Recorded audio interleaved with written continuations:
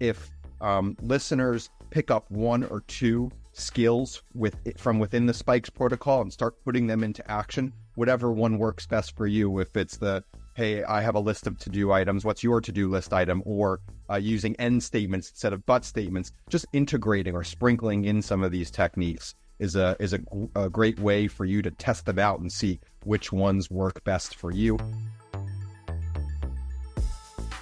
This episode is brought to you by Green Skies Analytics, an audit analytics service provider that works with internal audit departments that have data analysts and are still frustrated with trying to make analytics actually work, aren't getting the expected ROI, who can't break through the communication barrier between the analysts and the audit team, and those that need experienced direction for an audit analytics strategy and process. Those that feel like they've wasted time and money on trainings, aren't getting the value they want, not prioritizing the highest risk areas for the organizations, or have projects that seemingly never get completed. Do you deal with any of that? If you do, go to the show notes of this episode and click the Green Skies Analytics link, or go to greenskiesanalytics.com to schedule a call and understand how Green Skies Analytics makes analytics actually work for internal audit.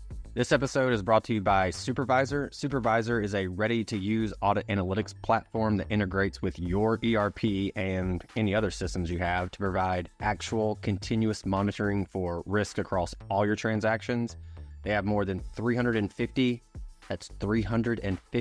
out-of-the-box checks and analytics to enable your team to perform full population testing, detect multiple types of anomalies, and identify potential fraudulent activity. That's going to give you an unparalleled level of assurance in your financial processes. Built by internal audit and accounting experts, so your team can get value from the first day of usage. So imagine having no analytics today, walking in tomorrow, and having up to 350 audit analytics already run. You don't have to necessarily take my word for it, though. Global organizations such as IKEA, Michelin, Lacoste, and numerous others trust Supervisor to enhance their audit capabilities and increase their assurance. This podcast is also brought to you by Audit Board, the leading cloud-based platform transforming how enterprises manage risk. Audit Board's integrated suite of easy-to-use audit, risk, and compliance solutions streamlines internal audit, SOX compliance, risk management, and security compliance. Automate processes and improve execution with Audit Board's purpose-built solution, which is designed to address the most pressing challenges of today's practitioners. Experience the latest in audit, risk, and compliance technology. Visit auditboard.com to schedule your product walkthrough to see Audit Board's award-winning platform in action today. Hey everybody, before we jump into the show, I just want to let you know that the Audit Analytics and AI Conference is September 25th and 26th this year. It's all virtual, so no matter where you are in the world, you can absolutely attend. Recordings are also available, so if you are 12 hours away and don't want to be up at 3, 4, 5 in the morning, you can purchase the recordings. This is the only conference that's strictly about analytics and AI for internal audit. So you're going to get your practitioners' use cases. This thing is practitioner-led, save for one speaker that we had this year, but everyone else is in your peer group, ranging from the largest internal audit data analytics teams in the world down to the individual contributor who spends, like, hey, I got 50% of my time I can dedicate towards analytics.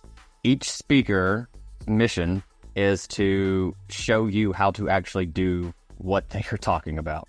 So thought leadership is great, and there will certainly be some of that, but for the most part, that's great. We love the thought leadership. Show us how to actually do it. We are currently at 19 speakers and counting, so we're going to add a few more, and you can get up to 19 CPEs if you attend. Check out the link in the show notes, or you can search for Google theauditanalyticsconference.com, and you can register there. Hello, everybody. Welcome back to another episode of the Audit Podcast. I'm your host, Trent Russell, and today we welcome back the Silberlust brothers. Justin Silberlust is the Associate Director of Audit for Oppenheimer, an investment firm, and Jared Silberlust is an internal medicine physician in New York City. We had them on a few weeks ago talking about motivational interviewing. And before I go any further, if you're wondering why we have a physician on, as well as an auditor, Justin and Jared in their respective professions realized that some of these techniques that are kind of applicable to physicians are also applicable to internal auditors. And so if you haven't listened to the motivational interviewing one, that's a really good framework and protocol to follow when you're doing your audit kickoff, for example. So go check that out, go listen to that one, take notes, and then when you do your audit kickoff for, any given audit, I would highly recommend just having on your, your printed out piece of paper or your agenda, whatever it is, some of these motivational interviewing techniques. So initially we were going to talk motivational interviewing and the SPIKES methodology with the Silberlust brothers, but we thought it made more sense to break those up into 2 episodes so we could go into a little deeper dive on each one. So like I mentioned, previous episode, motivational interviewing, consider that during client kickoff, as well as other parts of the audit process, but I think it does the best during kickoff. And then today we want to talk about the SPIKES methodology. And so the SPIKES methodology was basically developed to deliver bad news kind of in a positive light. And so as you might imagine, doctors definitely need to be able to do that. Similarly, in the audit profession, we need to be able to do that primarily around findings. Nobody wants to have a finding. Those can be tough conversations. And so using the SPIKES methodology is a great way to communicate those findings. So I would recommend, similar to if you're going to do motivational interviewing techniques during kickoff and you have that kind of on your agenda or for your notes, embedding the SPIKES methodology to some degree into your current audit methodology. So whenever it's time to inform a stakeholder, auditee, client, whatever you call them, of a finding that you have that they're, which we can just call bad news, then you might want to have that SPIKES methodology kind of embedded into your framework so you can walk them through that. Here we go. All right, so last time we had the Silberlust brothers on, we were talking about motivational interviewing, and then we wanted to hit on the SPIKES methodology also, but for the sake of time, I went, hey, let's keep this deep dive on motivational interviewing and then pick it up. We'll do part 2 for this SPIKES methodology. So with that said, we're just going to continue the conversation.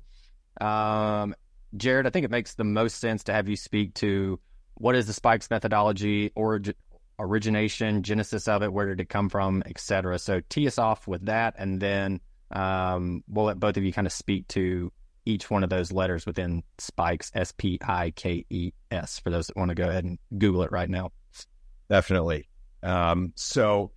Reflecting on our conversation from last week and thinking about what our jobs are, there are a lot of similarities between doctors and auditors.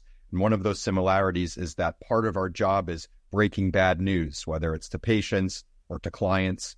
And so the SPIKES protocol is a systematic method of delivering bad news to somebody else. It was developed by an oncologist, a cancer doctor, in the 90s down in Texas, and they published their work in 2000.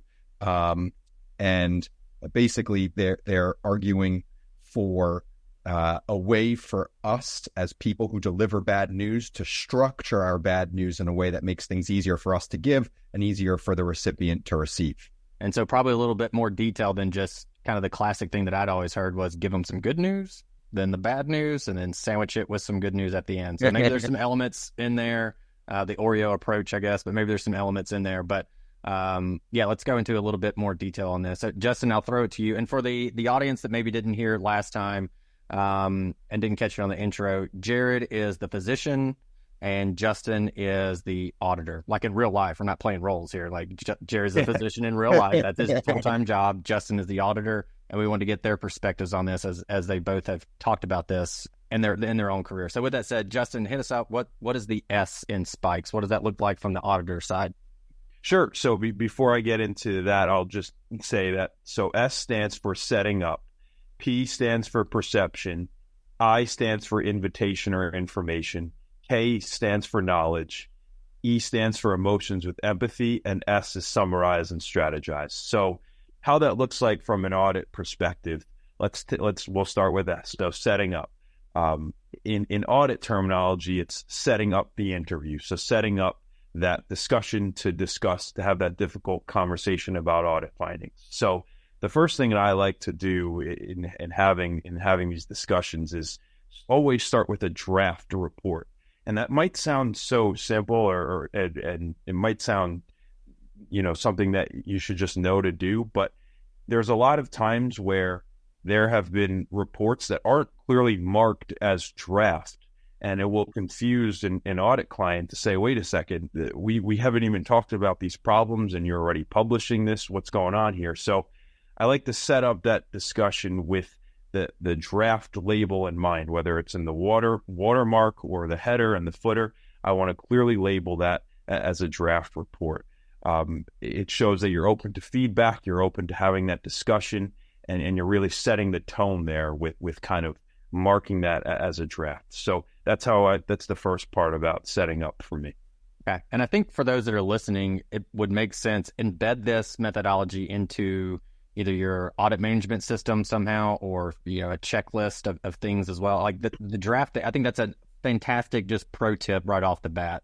Make it draft it for all the reasons you explained. So I love that. All right, Jared, from the physician perspective, what's that look like? Yeah, the S, setting up the interview, very similar to what Justin was talking about. I'll add to it, though, by saying a lot of setting up, at least in the medical world, is nonverbal. I ask myself, is this the right time to have this conversation with the patient? Imagine I'm delivering a bad diagnosis to a patient, like a diagnosis of cancer or a diagnosis of an infection or something that's new and surprising. So I ask myself a couple questions. I say, is this the right time to have this conversation? Am I in the busy, crazy emergency room where everyone's yelling and people are screaming and, the guy's walking across with no pants on? Is this the right time to have this conversation? I also ask, are the right people present? Am I going to be delivering bad news to somebody who's an older adult with dementia who may not comprehend anything that I'm saying? So are the right people in the room? And then the last thing that I do is I ask myself, can I comfortably sit at eye level with my patients and have a calm conversation? Because I've learned that my body language is reflected in the room. If I'm crazy, if I'm, bouncing from side to side, my patients are going to be bouncing from side to side. So I do a lot of setting up non-verbally, making sure the right players are there, making sure that I'm calm, and making sure that the timing is right. I think for whatever reason, this popped in my head, but for you, because it might not be cancer, it might not be some infectious disease, something like that, but understanding their perspective, and we'll probably hit on that also later, but I know for me, like I'm super active, I go to the gym pretty much every single day, and so I know when a physician told me, it was like, hey man, you got something torn in your shoulder, you're probably going to have to go get surgery. To a lot of people, if you're not active, you're like, oh, well, that kind of sucks. But to me, it was like, that's a huge blow to what I do every single day. And for the physician, it was pretty, flippant. It was just like, yeah, man, you got to get surgery. And I'm like, whoa, you could have delivered that message a little bit better. Do you have to does it require discipline on your end, Jared, to be able to go like, all right, this wouldn't impact me, it's not cancer, but I could see how this might impact the patient. I need to put myself in their shoes. And maybe we'll get to that with the empathy piece a little later. But yeah, I think that really does lead well into the assessing the perception. I just basically to summarize or answer your question, I think, and this is something we touched on last week as well, emotional intelligence is the number one most important thing, I think, for both of our careers, assessing where the other person is. And so I would believe that it's my duty or the doctor's duty to make some kind of assessment in their head. Hey, this torn shoulder may not be serious in that it's not going to shorten Trent's life by, a certain amount of years, but it is really limiting in the things that he likes to do, the things that he enjoys doing with his day. And so similarly, I might not want to break this news if I wasn't able to set up the interview correctly. If it's a crazy environment, I would also take that into perspective. Okay, appreciate it. All right, Justin, we're on the P. Walk us through the P. Yeah, absolutely. So P for perception. So in the audit world, it's going to be assessing the client's perception. But something else to be interested here is that there are really two parts to perception in the audit world. You have the perception that the client has about the findings that you're giving off, but it's also the perception you're giving off to the client as an auditor. Mm-hmm. So something I always try to do is have these discussions, these difficult conversations about findings in person. When you have discussions like these in person, you allow the auditee to see your body language, to see your calm demeanor, and really get to know you or get to really see you in that human way. And there's something to be said about having that human to human interaction versus having to tell somebody difficult news through a Zoom screen. So I always try to have it in person. I always, Trent, you and I were discussing this before we started recording, but showing up on time, it's so crucial that you set the time, you set the day you're going to speak it, and you come prepared and you come on time. So between coming on time and making sure that I'm coming prepared with written notes and questions, you really give off that elite perception that you're there to have this conversation, and it might be a little difficult, but the last thing you're going to do is come off rude or come off in a way where you blow by this conversation that's not important to you. So having those elements is crucial for perception. Okay. I think it's important to note, you mentioned what we were talking about before the call and being on time. We were talking about that because Justin and I both showed up like 2 to 3 minutes early. It's not because we were both late, right? Like I was talking about being on time. We were both on time. Jared was too. I think that's important to mention. But anyway, all right, Jared, from your perspective, Pete? Yeah, perception, assessing the perception of what's going on. I do this very simply, and every single time, usually right after I say hello. I've developed a list of one-liners that really work well in my ability to connect with patients. And my one-liner to assess perception is, hey, Trent, I have a short list of things that I'd like to cover during this visit. But before we get to my list, what's on your to-do list? I think that setting the interview up like this and assessing your perception of what's going on will give me an idea of what's important to you. So if you tell me, hey, on my to-do list is my shoulders hurting me, this is worrying me because I like going to the gym every day and I can't do my pull-ups, boom, I already know what's important to you and I already know what you want to address. Ideally, what's on my to-do list and what's on your to-do list would be the exact same. Sometimes there are differences, but it's a good way for me to assess your perception of what's going on, what's important, and build a bridge before I can I guess, dump the bad news on you in some way or another. Yeah, very perceptive on your part, because it was from pull-ups that I messed up my shoulder. Like, one other thing that I'll often do is if somebody kind of doesn't have a to-do list, which is very often, they're there because they just ended up in my office for one reason or another, I'll ask them, what was the last thing that any doctor told you?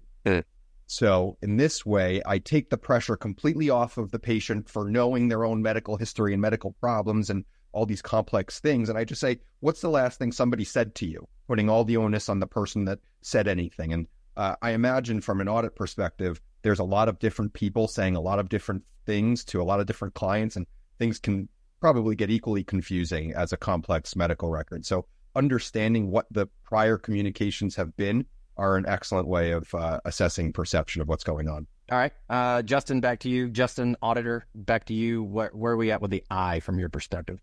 Sure. So I, in the audit world, we go here to invitation or information. So obtaining the client's invitation to talk about these findings. So as I said before about distributing a draft report, I'm always intentional to get them get them in writing these draft findings ahead of the call, because then that allows them, if they have something in paper ahead of time, you open that in, you present them that invitation to speak, to have that difficult conversation, versus if you just show up to that meeting and you're reading a piece of paper of all these things, they might be confused, they might not have, you might have caught them off guard. So giving them the time to prepare by sending them something ahead of time is really important. And to me, as an auditor, that's how I obtain the client's invitation to really dive more into the findings. So,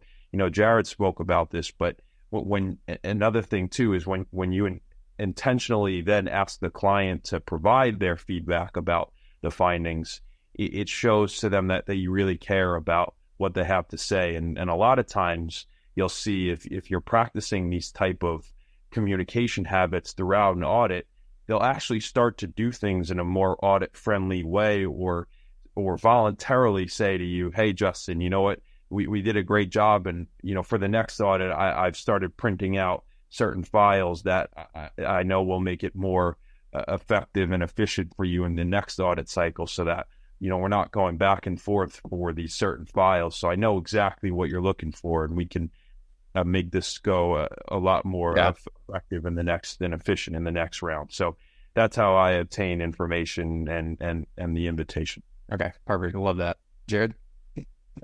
Often when delivering bad news to patients, whether it's cancer or a blown shoulder, sometimes people like to be the boss of all of that information, and sometimes they like to deflect the responsibility or the burden of the bad information.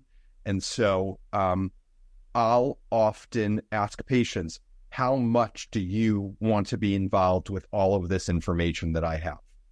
Are you the best point person? Do you have a son or a daughter who you'd rather me talk all the details with and I just give you the high level stuff?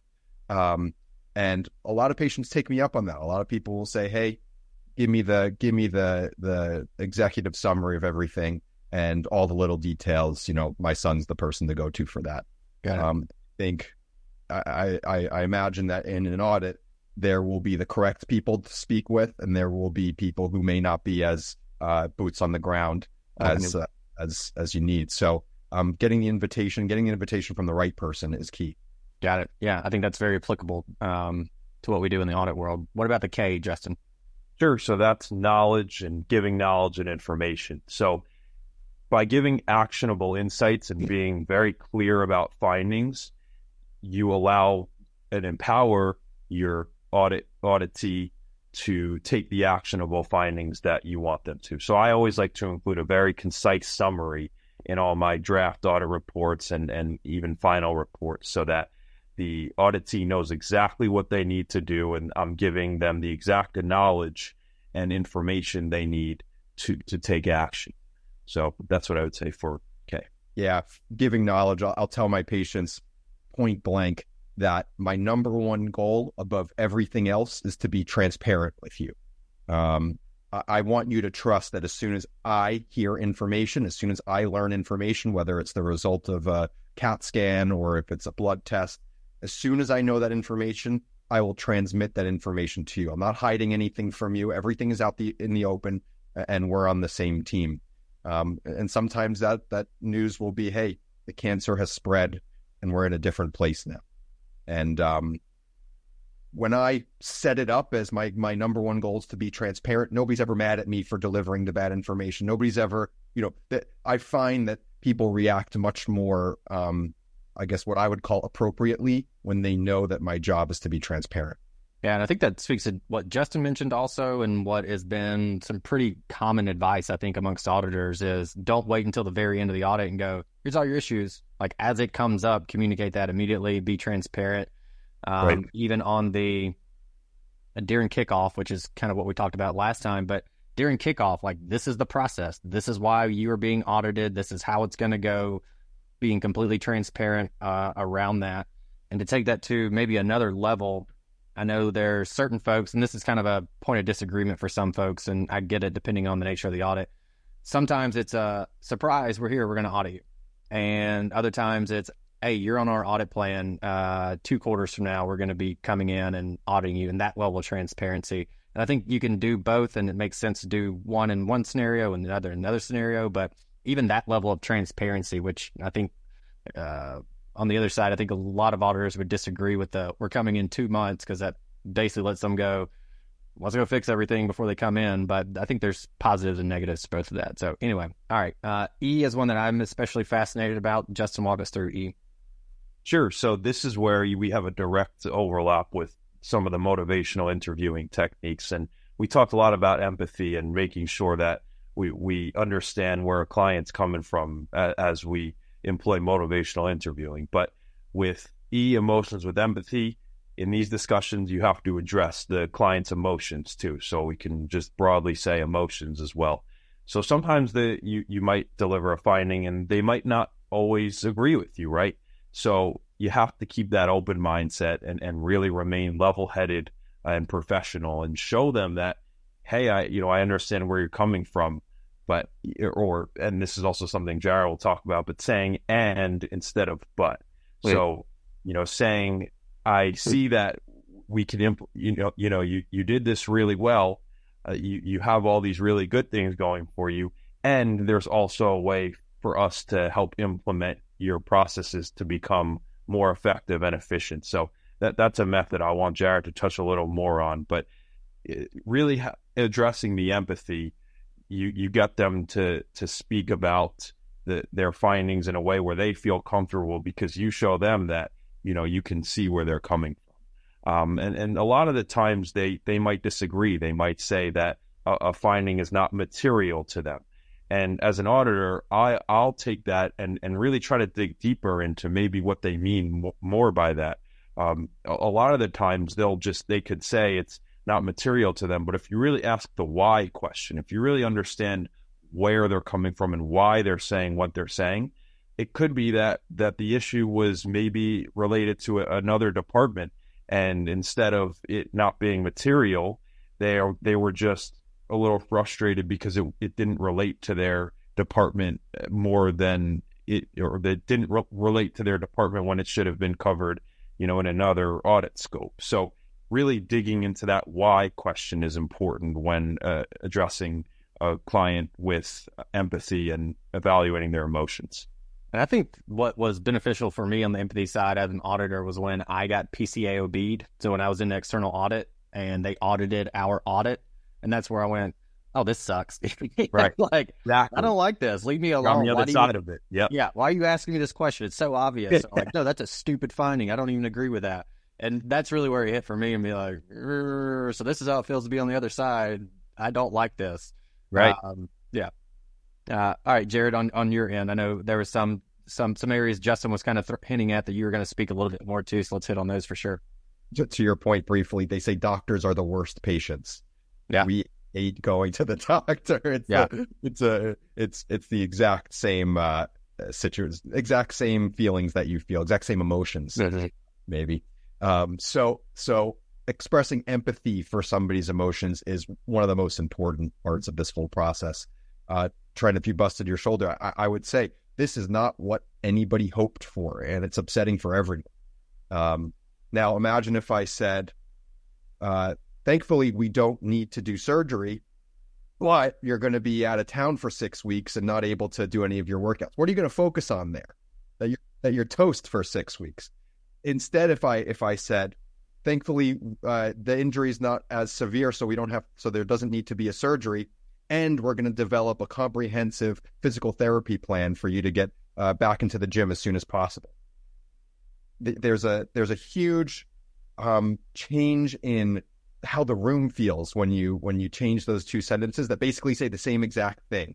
One of them really, really empathizes with somebody's emotions, and the other doesn't as well. Justin, to wrap it up, let's hit on the last S.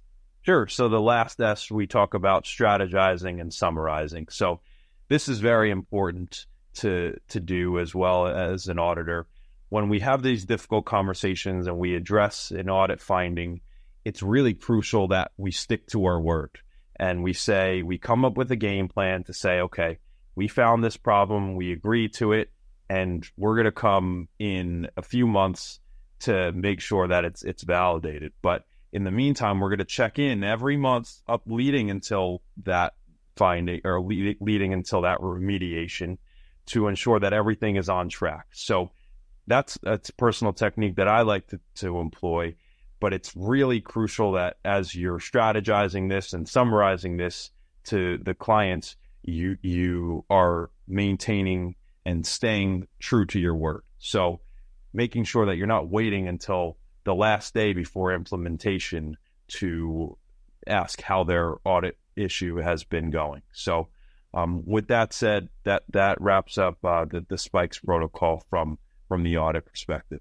Okay. And then for you, Justin, do you have this protocol written down to where, hey, I'm about to deliver this, issue, let me SPIKES it. Do you have that written down, or at this point, is it intuitive for you to do that and you can kind of pick up on the cues? How does that work for you practically, real life?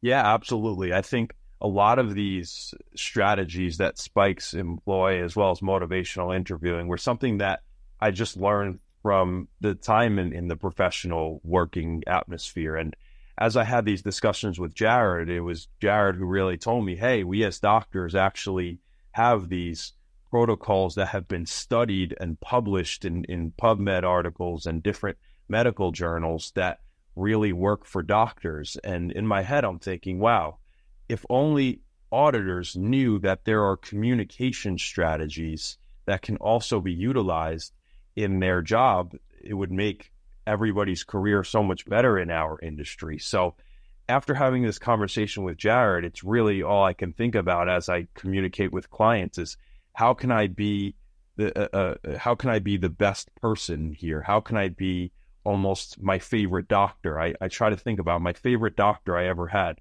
So how can I be my favorite doctor for now my audit clients? So, and employing the motivational interviewing techniques and the protocol really helps me do those things. So it was a strategy that really came to light, and something that I write down. I have a Post-it note where I put it on my computer that I just write Spikes. It keeps that ingrained in your head. And there's something about writing things down for me. And, I know a lot of people that really allows things to stick.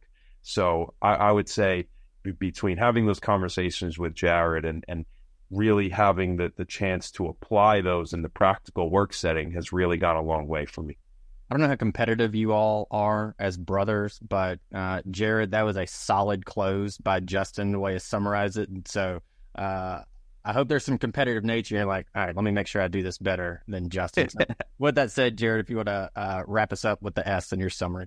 I think I'm going to wave the white flag here. I don't know if I can do it better than that. Other than maybe I'll just add to what Justin was saying, and hopefully the viewers don't, or the listeners, the viewers, they don't feel overwhelmed by memorizing this, long protocol that's in a medical journal. Like, a lot of that can be intimidating. And so if listeners pick up one or two skills from within the Spikes protocol and start putting them into action, whatever one works best for you, if it's hey, I have a list of to-do items, what's your to-do list item, or using end statements instead of but statements, just integrating or sprinkling in some of these techniques is a great way for you to test them out and see which ones work best for you. Because this is a framework, and frameworks are very general, very broad, intentionally, so that its users can find what works for them and what works for their patients or clients. I think your close complements what Justin said extremely well. And I know for myself, as you guys have been going through this in my head, it's like, how am I going to implement this? Like, am I going to write it down? And with methodologies, protocols, etc., whenever I hear them, I usually go, okay, I got to do all this. And then inevitably I go, that's way too much. I can't do it. And then I usually end up quitting it instead of just going, let me just, and maybe even 80-20 rolling it and going, what's the top, thing, one or two things I need to do that would really make an impact. So I think for the over analytical person, that was probably very solid advice, Jared. All right. With that said, Justin, wrap us up. What's the thing you want to leave the audience with? Sure. The thing I'd like to leave the audience with is just let the birds fly. Let life happen. Let everything happen as it does. Keep an open mindset to things, because there's going to be a lot of difficult moments in life and in the working atmosphere and conversations. But if you have this mindset where you're just going to let it happen, you're going to be able to learn from it, and you're going to be able to grow from it and get better. So having that open mindset to change, having that mindset to communication, that will really serve you a long way. So really just let the birds fly. Yeah, I'm just going to, instead of raising my kid, I'm just going to share that clip with him every now and again. That's fantastic. All right, Jared, close us out. What's going on? I think Justin's allusion to nature is relevant here. Letting the birds fly is different from staring at your phone screen and, doom scrolling and all that stuff. And so my tip that I hope is taken by some people is to monitor your screen time. We spend so much time at work looking at computer screens, and I give a pass for all work-related activities. We all need to make money and live, but I'll challenge people to assess their non-work activities. How many hours outside of your workday are you spending looking at a screen? and then imagine how many hours you spend sleeping and how many hours of your alive and awake life that you are looking at a screen. And so go through your apps, if it's Reddit or if it's chess, like for me, it was chess. Set screen timers on your applications, 30 minutes for these applications. And if you want to do them, that's fine, but budget some time to do it. So set a specific time at the beginning of the day. Hey, later tonight at 7 p.m., I'm going to play chess until 7:30, and then I'm done for the day. So that's my, you could let the birds fly and watch the birds and feed the birds and run around outside, but don't be staring at your phone for too long. Perfect. And we talked about this before we hit the record button earlier, but I do want to point people to 2 resources on that because it's an area that I've been very interested in over the past couple weeks is that screen attention basically and what it really does to our brains. Especially, I mentioned the kid, he's 5, and like, I don't want him addicted to the phone. Like, he doesn't have one, screen time, all that kind of stuff. But so 2 resources for those that are interested: Dopamine Nation, I believe that's what it's called. I just finished it, I should probably know. As well as Dopamine Detox, which is like an hour-long read, but it's a protocol of basically how to detox yourself from the dopamine drag. So when you doom scroll and then you get done and you realize, I don't feel any better, and actually I feel worse, the science behind that is in these kind of 2 books. And I think it's very fascinating and can go a very, very long way to helping people in general in their work and personal lives be happier, if nothing else. So if you spend 4 hours a day on screens outside of work, that is 1/4 of your awake life. 25% to doom scroll. Hey everyone, thank you very much for listening to this episode of the Audit Podcast. Whatever platform you're listening on right now, I'm sure there's a subscribe button somewhere, so please hit the subscribe button there. If you're listening through iTunes or Spotify, feel free to go give us that 5-star rating. It only took me about 16 seconds to give myself a 5-star review, and it really helps to get future guests to come on the show, so we'd really appreciate that. Lastly, be sure to check out the show notes and follow us on all our social media channels on Instagram, on LinkedIn, and on TikTok. Also, if interested, please sign up for our weekly newsletter from the Audit Podcast. Thank you all. Have a great one.